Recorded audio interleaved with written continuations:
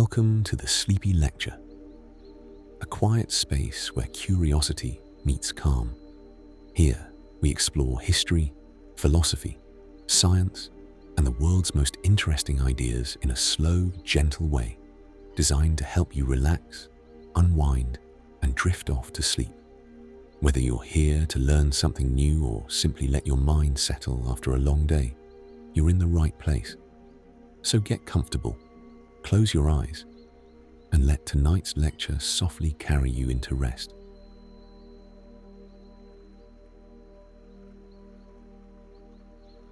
There is a place in the western Atlantic Ocean where, according to the stories, the ordinary rules do not apply. Compasses spin without reason. Ships vanish without sending a distress call. Aircraft disappear from radar mid-flight, leaving no wreckage, no debris, no trace that they ever existed. The sea gives nothing back. The sky offers no explanation. The place is called the Bermuda Triangle. And for the better part of a century, it has occupied a unique position in the human imagination. A patch of open water that has come to represent something larger than itself. A symbol of the unknown. A reminder that the world, despite everything we have mapped and measured and explained, still contains places where certainty dissolves. Tonight, we are going to move slowly through the history of the Bermuda Triangle, the cases that built its reputation, the theories that have tried to explain it, and the quieter, more complex truth that sits beneath the mythology. There is no need to rush. The ocean is patient, and so are the stories. Settle in. Let your breathing slow. We begin. The shape of the mystery. The Bermuda Triangle is not an officially recognized geographic region. It does not appear on any nautical chart issued by the United States government or any international maritime authority. No Coast Guard agency formally tracks incidents within its boundaries, and no insurance company charges higher premiums for vessels crossing it. It is, in a precise sense, an idea. The name was coined in 1964 by a writer named Vincent Gaddis, who used it in an article for a pulp magazine called Argosy. The triangle he described connected 3 points: Miami, on the southeastern coast of Florida, the island of Bermuda, roughly 1,000 miles to the northeast, and Puerto Rico to the southeast. The area enclosed by these 3 points is approximately 500,000 square miles of open Atlantic Ocean. Gaddis was not the first to notice that ships and aircraft seemed to disappear with unusual frequency in this region. A journalist named Edward Van Winkle Jones had written about mysterious disappearances in the area as early as 1950. But it was Gaddis who gave the place its name, and it was a book published a decade later. Charles Berlitz's The Bermuda Triangle in 1974 that turned a regional curiosity into a global phenomenon. Berlitz's book sold more than 20 million copies. It described dozens of disappearances, offered dramatic accounts of compass anomalies and sudden storms, and proposed explanations ranging from underwater alien bases to the sunken city of Atlantis to natural electromagnetic phenomena of unprecedented power. It was vivid, compelling, and, as a subsequent researcher named Lawrence David Kusher would painstakingly demonstrate, frequently inaccurate. But we will come to Kusher later. First, the cases. Because whatever the explanation, the cases are real. Ships did disappear. Aircraft did vanish. People did die in these waters, and the circumstances surrounding some of those deaths remain, even today, imperfectly understood. Flight 19. The case that more than any other established the Bermuda Triangle's reputation for strangeness occurred on the afternoon of December 5, 1945. 5 United States Navy Avenger torpedo bombers, designated Flight 19, took off from Naval Air Station Fort Lauderdale in Florida at approximately 2:15 in the afternoon. It was a routine training exercise, a navigational flight over the ocean that the squadron's pilots had performed many times before. The flight leader was Lieutenant Charles Taylor, an experienced pilot with over 2,500 hours of flying time. The other 4 aircraft were crewed by student naval aviators, 14 men in total. The weather when they departed was clear, and the sea was calm. Approximately 90 minutes into the flight, something went wrong. Radio operators at Fort Lauderdale began receiving transmissions from Taylor that suggested he was disoriented. He reported that both of his compasses had malfunctioned and that he was uncertain of his position. The transmissions that followed, pieced together from recordings and witness accounts, paint a picture of a man trying to navigate by the sun and the appearance of the sea below, growing steadily less certain of where he was. At one point, Taylor told another pilot that he believed they were somewhere over the Florida Keys, a chain of islands southwest of Miami. A senior flight instructor, listening to the radio traffic, believed Taylor was wrong and that the flight was actually northeast of Florida, over the open Atlantic. He urged Taylor to fly west, toward land. Taylor's radio transmissions suggest he was unconvinced. As the afternoon wore on, the weather deteriorated. Radio contact became intermittent. The last clear transmission from Flight 19 came at approximately 6:18 in the evening. By then, the sun had set. The 5 aircraft were somewhere over the Atlantic in darkness, in rough weather, with pilots who were disoriented, low on fuel, and almost certainly frightened. They were never heard from again. A search involving over 300 aircraft and dozens of ships covered an area of over 200,000 square miles over the following days. No wreckage was found. No bodies were recovered.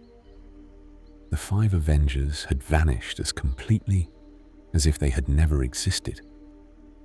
In the hours immediately following the disappearance, a Martin Mariner rescue aircraft with a crew of 13 was also lost.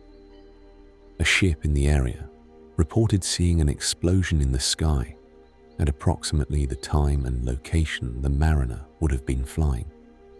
The Mariner was known to be susceptible to fuel vapor leaks, and it is widely believed to have exploded in flight. But this was never confirmed, and the crew were never found. The Navy's official investigation into Flight 19 reached a conclusion that, whatever its other merits, was not entirely satisfying.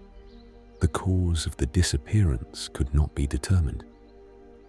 Taylor's flight plan was faulted, his compass malfunction noted, the deteriorating weather acknowledged, but the Board of Inquiry ultimately found itself unable to say with certainty what had happened.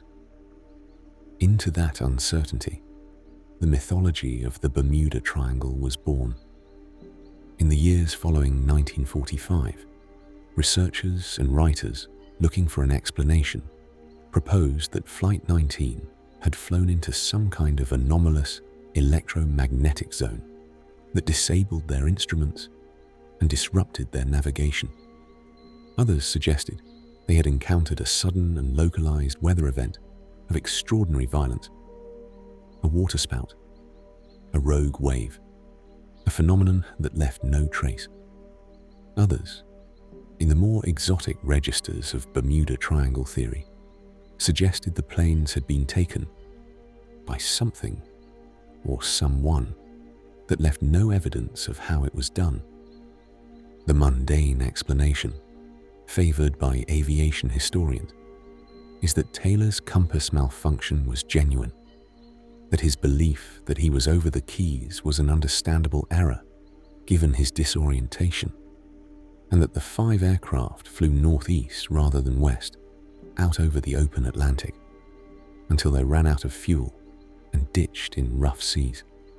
Aircraft that ditch in rough water at night, with no rescue underway, leave little trace. The Atlantic is deep. The currents in that region are strong. A wreck on the ocean floor in that area could remain undiscovered indefinitely. This explanation is possible. It is plausible. It accounts for the known facts without invoking the extraordinary. But it does not fully account for Taylor's compass malfunction. It does not explain why an experienced pilot with 2,500 flight hours became so completely disoriented that he flew his entire squadron into darkness and open water. And it does not explain why, in over 70 years of searching, not a single piece of wreckage from any of the 5 aircraft has ever been definitively identified. Flight 19 remains officially listed as cause unknown. The Mary Celeste. The Mary Celeste is not, strictly speaking, a Bermuda Triangle case. The ship was found adrift in the Atlantic in December 1872, some 400 miles east of the Azores, well outside the Triangle's boundaries. But no account of maritime mystery in the Atlantic is complete without her, and she has become so intertwined with the mythology of the region that to leave her out would feel like an omission. The Mary Celeste was a brigantine, a 2-masted sailing vessel that had departed New York on November 7th, 1872, bound for Genoa with a cargo of 1,700 barrels of industrial alcohol. On board were the captain, Benjamin Briggs, his wife and young daughter, and a crew of 7. On December 4th, a British vessel named the Dei Gratia encountered the Mary Celeste drifting erratically in the mid-Atlantic. The ship's captain sent a small crew to board her. What they found has been discussed, debated, and embellished ever since. The Mary Celeste was seaworthy. Her sails were partially set, though some were damaged. Her cargo was intact, though some of the alcohol barrels had leaked. The ship's papers, navigation instruments, and the captain's logbook were missing, though a slate found on board contained a final log entry dated November 25th, 10 days before the ship was found, placing the vessel off the Azores. Most strikingly, there was no one on board. The captain, his family, and all 7 crew members were gone. There was no sign of violence, no evidence of fire or explosion, no indication of struggle. The crew's personal belongings, clothing, pipes, boots, were largely still present.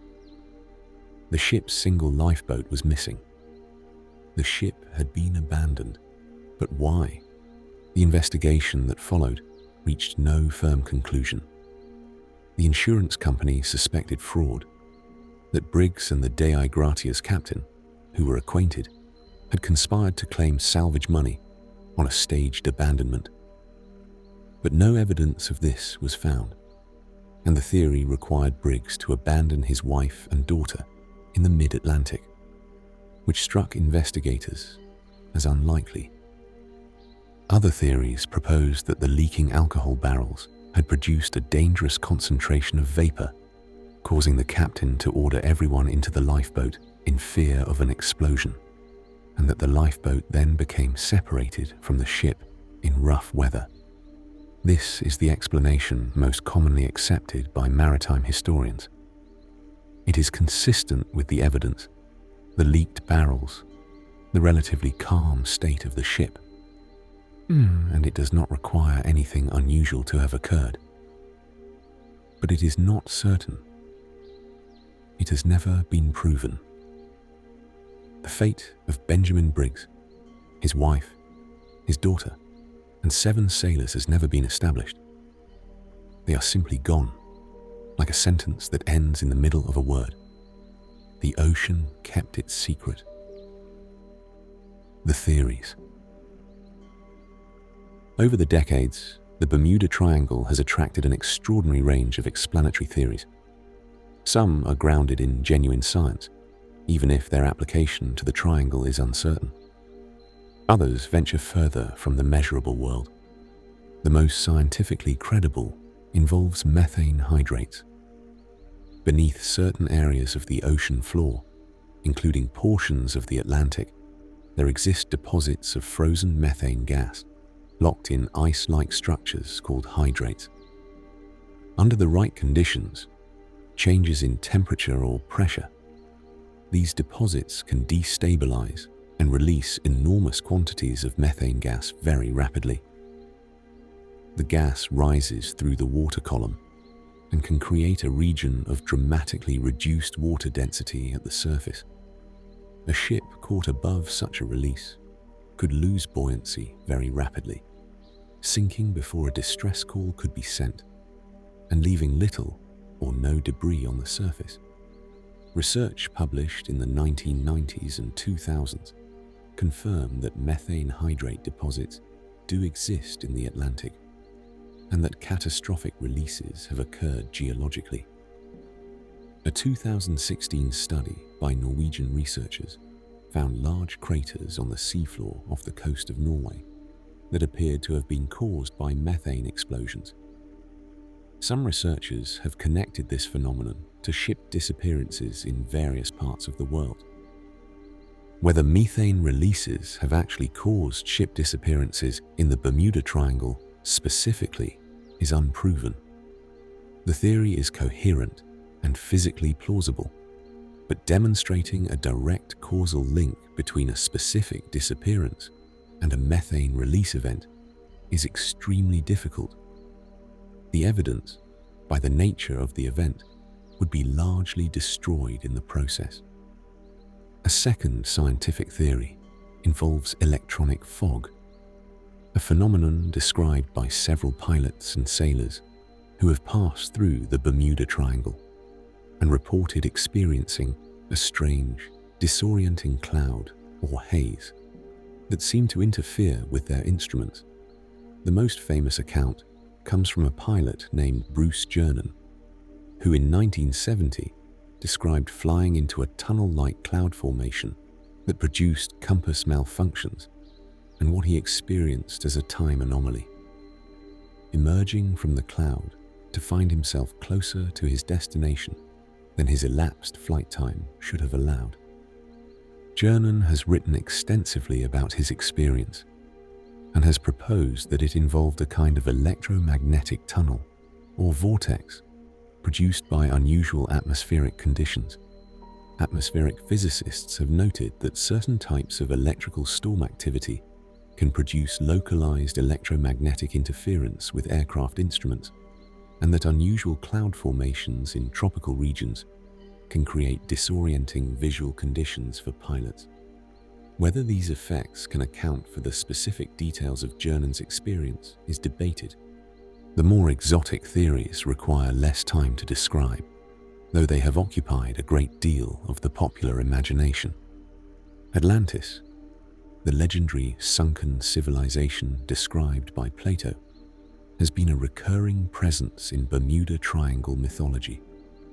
The theory holds that beneath the waters of the triangle lie the ruins of an advanced civilization, whose technology, still somehow active, disrupts modern navigation and propulsion systems. In the 1960s, a formation of underwater limestone blocks, known as the Bimini Road, was discovered off the coast of the Bahamas. Some researchers proposed it was a remnant of Atlantean construction. Geological analysis has generally concluded the formation is natural, Limestone tends to fracture in regular patterns, but the debate has never been entirely closed. Extraterrestrial theories follow a familiar pattern. Ships and aircraft are taken by non-human intelligences, either for study or for purposes we cannot determine. The absence of wreckage on this reading is not a consequence of natural processes, but of deliberate removal. These theories are unfalsifiable by definition. Any absence of evidence becomes evidence of a cover-up. And then there is the simplest theory of all, the one proposed most systematically by Lawrence David Kusher in his 1975 book, The Bermuda Triangle Mystery. Solved. Kusher, a librarian and pilot, did something that previous Bermuda Triangle researchers had largely not done. He went back to primary sources. He examined the original records, Coast Guard reports, Lloyd's of London insurance records, contemporary newspaper accounts, official investigations. For each of the disappearances that writers like Berlitz had described, what he found was striking. Many of the ships described as having vanished without explanation in calm conditions had actually disappeared in storms, a fact omitted from the popular accounts. Some of the vessels listed as having vanished in the triangle had actually sunk in other parts of the ocean entirely, their positions misreported or simply invented. Several of the disappearances described as mysterious had entirely mundane official explanations that had been ignored. One ship listed in Berlitz's book had not actually sunk at all. It arrived at its destination intact, and the discrepancy had simply not been checked. Kusher's conclusion was direct. The Bermuda Triangle mystery, as described in the popular literature, was a manufactured mystery, not a genuine anomaly, but the result of selective reporting, factual inaccuracy, and the human tendency to see patterns in random events. Statistical analyses of shipping and aviation incident data have generally supported Kusher's position. The Bermuda Triangle does not, by the available evidence, have a higher rate of ship or aircraft disappearances than any other heavily trafficked area of ocean of comparable size.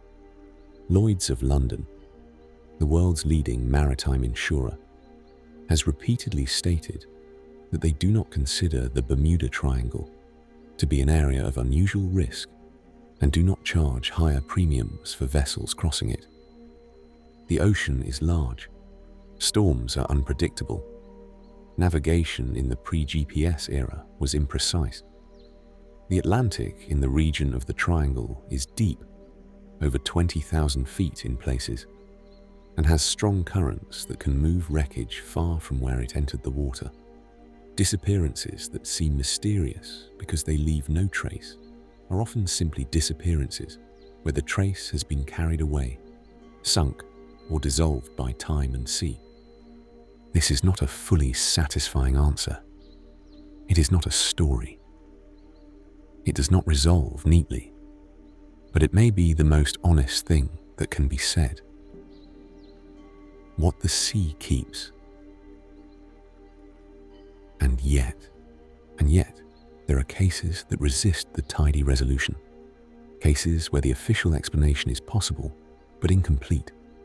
Where the wreckage was never found, not because we did not look, but because we looked hard and long and found nothing. The USS Cyclops is one such case. The Cyclops was a United States Navy collier, a ship designed to carry coal, that disappeared in March 1918 while sailing from Barbados to Baltimore. She was the largest vessel in the Navy's fleet at the time. Over 500 feet long, crewed by 309 men. She sent no distress call. She was never found. No wreckage, no bodies, no debris of any kind was ever recovered. She simply ceased to exist somewhere in the Western Atlantic. The Cyclops disappeared during World War I, and theories at the time speculated about German submarine action. But no German submarine records from the period show an attack on the Cyclops, and German naval records from the war are considered relatively complete. Structural failure of the aging ship has been proposed. The Cyclops had a history of mechanical problems. Crew mutiny has been suggested. None of these explanations has been confirmed. President Woodrow Wilson, writing about the disappearance, said, "Only God and the sea know what happened to the great ship." 309 people gone.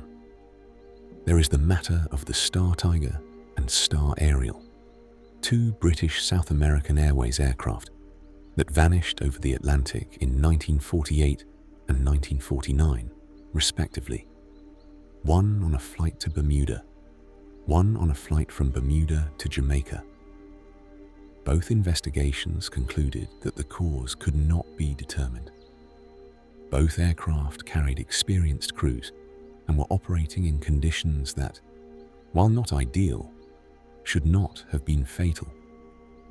There is the case of the Witchcraft, a 23-foot cabin cruiser that went missing on December 22, 1967, just a mile offshore from Miami. The owner had called the Coast Guard to report that his propeller had struck something, but that the boat was undamaged and he simply needed a tow. The Coast Guard reached the reported position 19 minutes later. There was no boat, no debris, no trace of the owner or his passenger. The Witchcraft was built with flotation devices intended to prevent it from sinking under any circumstances. It was never found. The nature of deep water. There is something worth sitting with quietly, something that all of the explanations, mundane or extraordinary, tend to gloss over. The ocean is very large, and very deep, and very old. We have mapped less of the ocean floor than we have mapped the surface of the moon. The deep Atlantic in the region of the Bermuda Triangle reaches depths of 4 and 5 miles, in water that is cold and dark, and under pressures that destroy most recording equipment.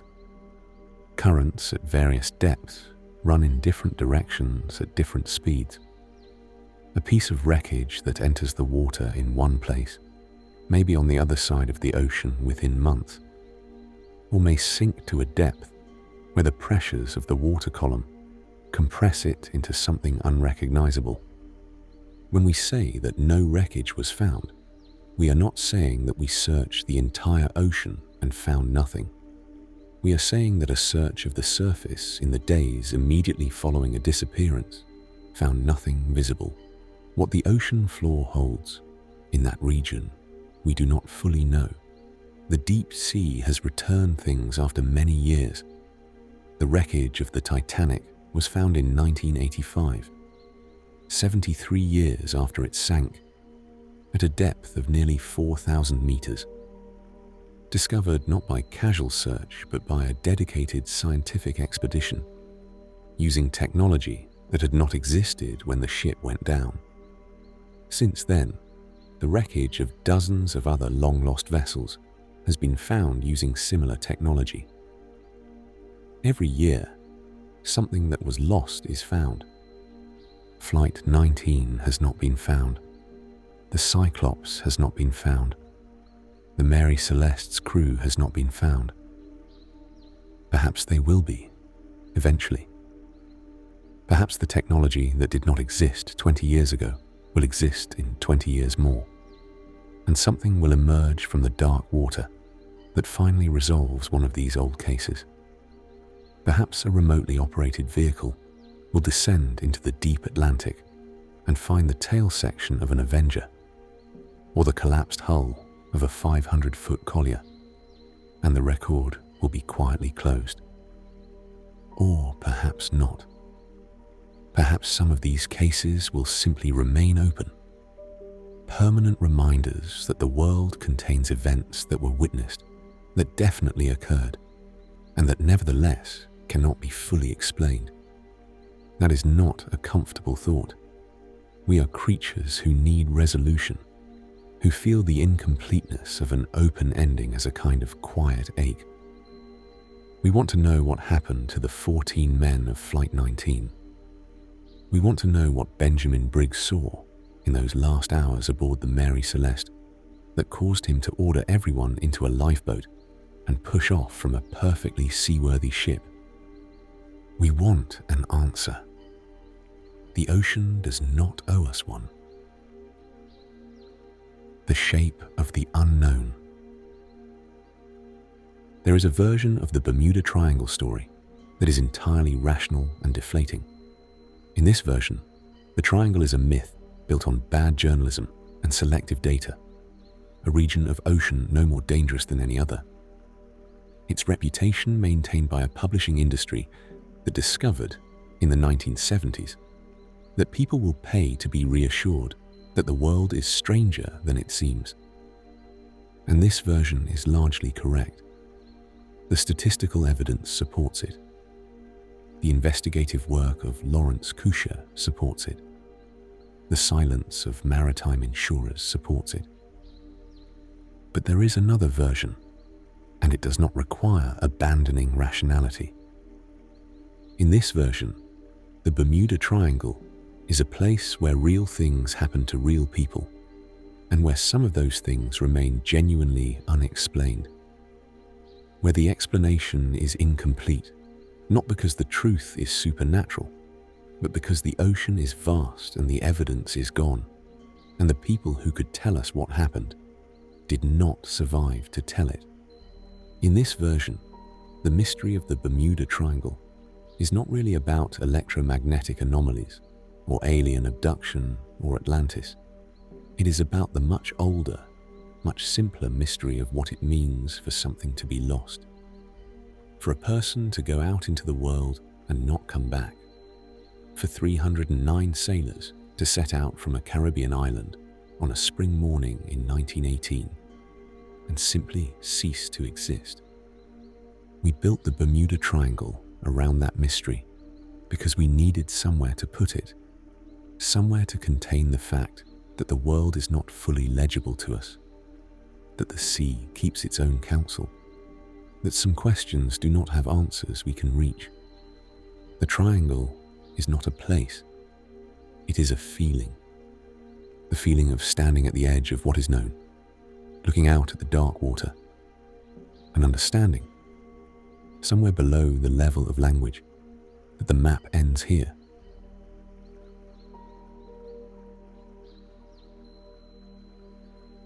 The Western Atlantic tonight is dark and wide and full of its own business.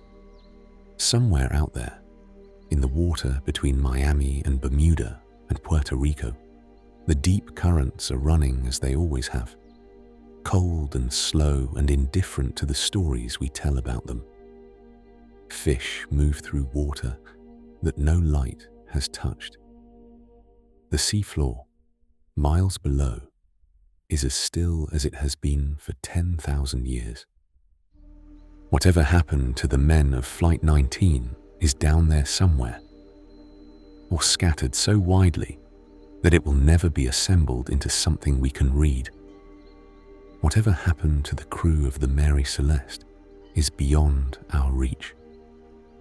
The USS Cyclops rests somewhere, in some form, in deep water, and 309 names are attached to it. Names that belong to people who had families and habits and favorite foods and small private jokes and all the ordinary weight of a human life. The ocean does not mourn them. It does not remember them. It simply continues, turning over in its enormous rhythms, carrying its own secrets in water that is older than anything we have built. But we remember. That is what stories are for. To hold the names of people, the world has lost in the dark for a little while longer. Tonight, let the water sounds settle around you. Let the weight of the day release, slowly, like an outgoing tide. Let yourself drift on the slow current of these old stories, these old mysteries, these old names carried on water that goes on and on past the edge of the map. You don't need to solve anything tonight. The ocean has been keeping its secrets for longer than any of us have been asking. Rest now. The questions will be there in the morning. They always are.